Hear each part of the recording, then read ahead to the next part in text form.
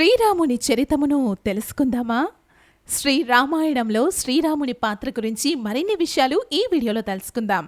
అలా దశరథ మహారాజుకు పెద్ద కుమారుడిగా జన్మించిన శ్రీరామచంద్రుడు దశరథునికి మాత్రమే కాకుండా సమస్త ప్రాణకోటికి ఇష్టుడయ్యాడు.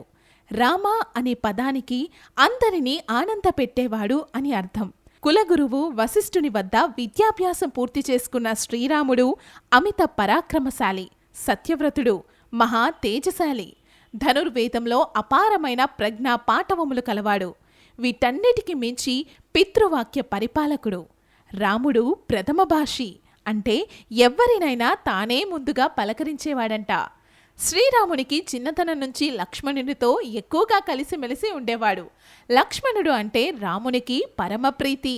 విశ్వామిత్రునితో కలిసి యాగ సంరక్షణకు వెళ్ళినప్పుడు కూడా శ్రీరాముడు ఒక రాజకుమారునిలా కాకుండా గురువు పట్ల వినయ విధేతలు కలిగిన శిష్యునిలా నడుచుకున్నాడు. అలాగే విశ్వామిత్రుడు సీత స్వయంవరానికి తీసుకువెళ్ళినప్పుడు కూడా సీతను చూడగానే వరించిన తన గురువు ఆదేశం ఇచ్చే వరకు వేచి ఉండి శివధనస్సును విరిచి సీతను చేపట్టి కళ్యాణరాముడయ్యాడు.